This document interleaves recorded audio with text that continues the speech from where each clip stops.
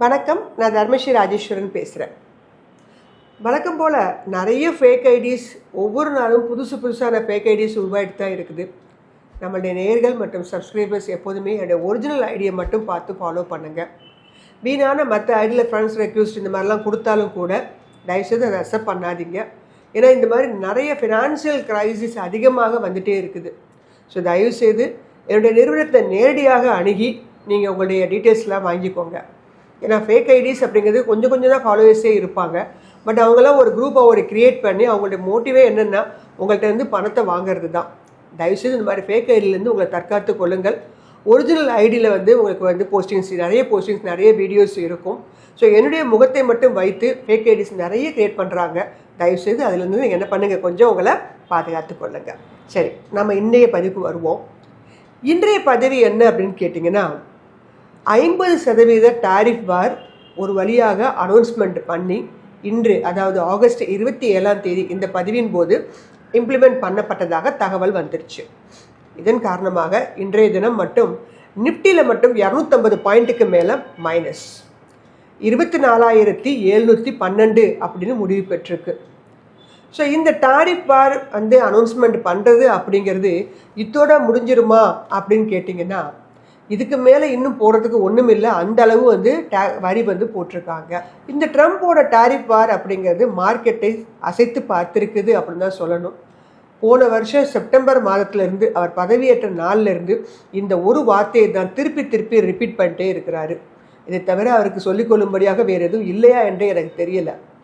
So இந்த tariff வார் அப்படிங்கிறது இந்திய பங்குச்சந்தையை இந்தளவு ஆட்டி படைத்து இன்னும் கீழே இறக்கத்திற்கு கொண்டு போகுமா அப்படின்னு கேட்டிங்கன்னா, என்னுடைய கணிப்பு அப்படிங்கிறது பெரும்பாலும் இல்லை அப்படிங்கிறது தான்.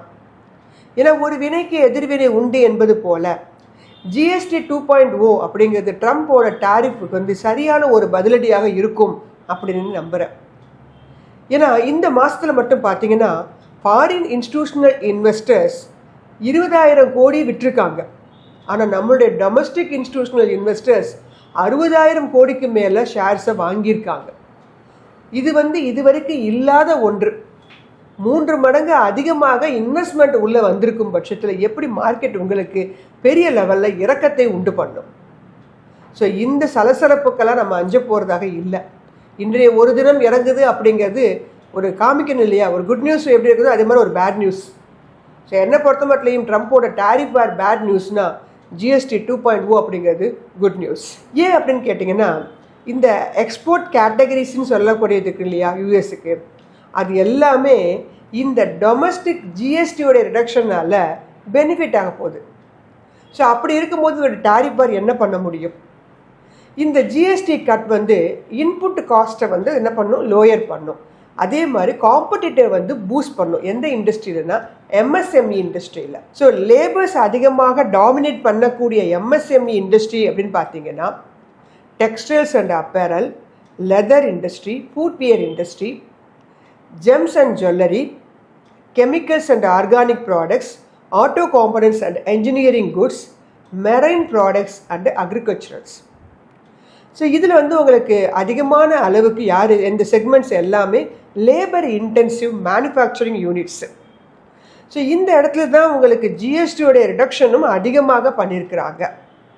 ஸோ அப்போ இது டைரெக்டாக நமக்கு என்ன பண்ணும், உங்களுக்கு டைரெக்டாகவோ அல்லது இன்டைரக்டாக என்ன பண்ணுது, சப்போர்ட் பண்ணுது. எதுக்கு?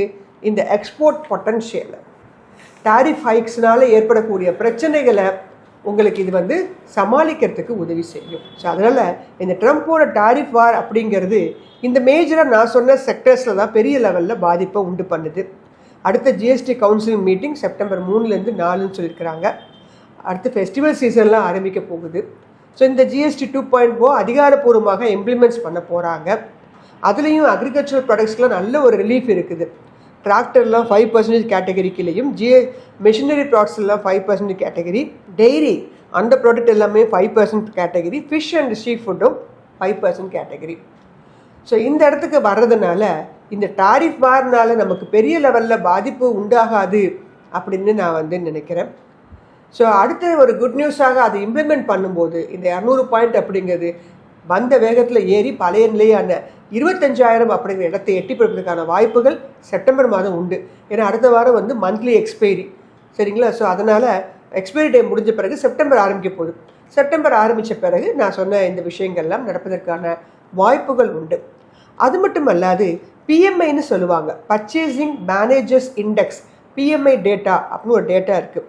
ஸோ இந்த டேட்டாஸ்லாம் வரும்போது நம்மளுடைய சப்ஸ்கிரைபர்ஸ் கொஞ்சம் கவனித்து பார்க்கணும்.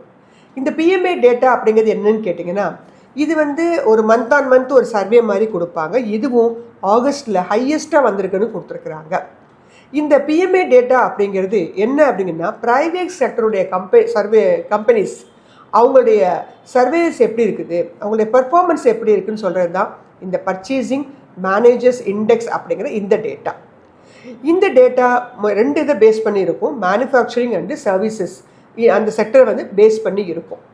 இது முதல்ல 5 இதை வந்து ரொம்ப கீ பாயிண்ட்ஸாக நோட் பண்ணுவாங்க. 1 நியூ ஆர்டர்ஸு, 2வது அவுட்புட் ப்ரொடக்ஷன், 3வது எம்ப்ளாய்மெண்ட்டு, 4வது சப்ளையர் டெலிவரி ஐட்டம்ஸ், 5வது இன்வென்ட்ரிஸ். இதெல்லாம் பேஸ் பண்ணி தான் இந்த பிஎம்ஐ டேட்டா வந்து அனௌன்ஸ்மெண்ட்டு கொடுப்பாங்க. இதுலேயுமே 2 டைப்ஸ் ஆஃப் பிஎம்ஐ இருக்குது. ஒன்று காம்போசிட் பிஎம்ஐ, இன்னொன்று ஃப்ளாஷ் பிஎம்ஐ. காம்போசிட் பிஎம்ஐ அப்படிங்கிறது அது வெயிட்டட் ஆவரேஜ், அந்த மேனுஃபேக்சரிங் அண்ட் சர்வீசஸ் ரெண்டையும் சேர்த்து வரக்கூடிய ஒரு ஆவரேஜ் தான் இந்த காம்போசிட் பிஎம்ஐ டேட்டா அப்படின்னு சொல்லுவோம். இது ஓவரால் ஒரு ஆக்டிவிட்டி, ப்ரைவேட் செக்டர் எப்படி இருக்கிறாங்க அப்படிங்கிற ஒரு பர்ஃபார்மன்ஸ் பற்றி சொல்லக்கூடியதான் இந்த பிஎம்ஐ டேட்டா.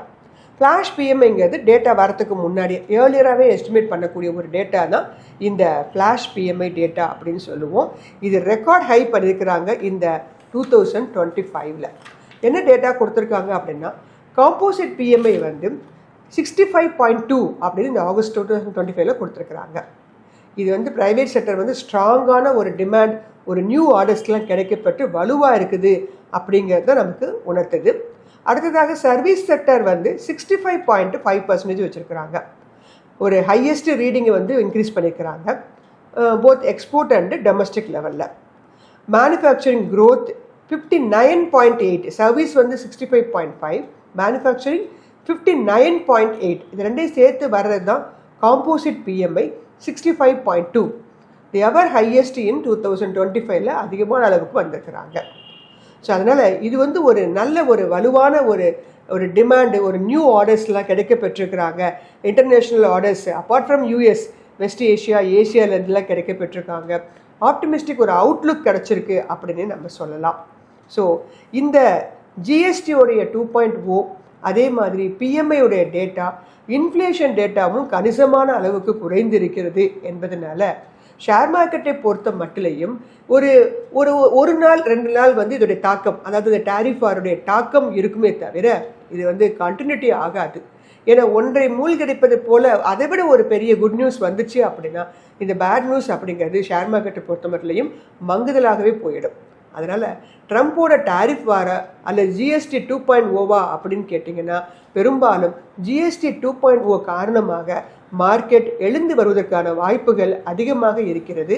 அதே மாதிரி டொமஸ்டிக் இன்ஸ்டிடியூஷனல் இன்வெஸ்டர்ஸ் அவங்களுடைய பங்களிப்பும் இன்னும் அதிகமாக இருக்கும் பட்சத்தில் நம்மளுடைய இந்தியன் ஷேர் மார்க்கெட் உங்களுக்கு இந்த வருட இறுதிக்குள்ள கூட 26,000 என்ற இடத்தை அடைந்து அதை விட ஒரு உச்சநிலைக்கு வருவதற்கான வாய்ப்புகள் அதிகமாக இருக்குது. ஏன்னா அடுத்தபடியாக பார்த்தீங்கன்னா குவார்ட்டர்லி ரிசல்ட்ஸ், அக்டோபரில் குவார்ட்டர்லி ரிசல்ட்ஸ், ஃபெஸ்டிவல் சீசன்ஸ், இந்த மாதிரி நிறைய விஷயங்கள் எல்லாம் உள்ள வர இருக்குது. ஸோ அதனால் நேயர்கள் இப்போ இருக்கக்கூடிய இந்த இறக்குமுகமான சில சூழ்நிலைகளில் இருக்கக்கூடிய சில கம்பெனிகள், அதே மாதிரி இந்த டாரிஃப் வார்னால் பாதிக்கப்பட்ட சில செக்டர்ஸ் அதெல்லாம் என்ன அப்படிங்கிறத கண்டுபிடித்து நம்ம பதிலே கொடுத்துருக்கேன். அதில் உள்ள நல்ல கம்பெனிகளையும் நீங்கள் கண்டுபிடிச்சு அந்த கம்பெனிகள் நீங்கள் வாங்கினீங்க அப்படின்னா அடுத்து வரக்கூடிய காலகட்டத்தில் இந்த கம்பெனிகள் எல்லாமே உங்களுக்கு நீண்டகால அடிப்படையிலையோ அல்லது ஸ்விங் ட்ரேடிங்லேயோ ஒரு நல்ல லாபத்தை கொடுக்கக்கூடிய கம்பெனிகளாக மாறக்கூடியது. ஏன்னா எல்லா செக்டர்லேயுமே உங்களுக்கு ஜிஎஸ்டியோட இம்பேக்ட் இருக்கிறது இல்லை. அதே மாதிரி எல்லா செக்டர்லேயுமே அந்த டாரிஃப் வாருடைய இம்பேக்டும் இருக்கிறது இல்லை. இவங்க 2 பேரும் சேர்ந்து சில செக்டர்ஸை தான் வந்து குறி வைக்கிறாங்க. ஸோ அப்படிப்பட்ட செக்டர்களை நம்ம வந்து கண்டுபிடிச்சு அதில் இருக்கக்கூடிய கம்பெனிகள் நல்ல ஃபண்டமெண்டலி ஸ்ட்ராங்கான கம்பெனிகளை ஃபண்டமெண்டல் ஃபில்டர்ஸும் வச்சுக்கோங்க. இது எல்லாமே நியூஸ், இது ட்ரெண்டை வந்து நிர்ணயம் பண்ணுறது. ஆனால் முன்பே கணிக்க வேண்டியதுன்னு பார்த்தீங்கன்னா அந்த கம்பெனியுடைய ஃபண்டமெண்டல்ஸு.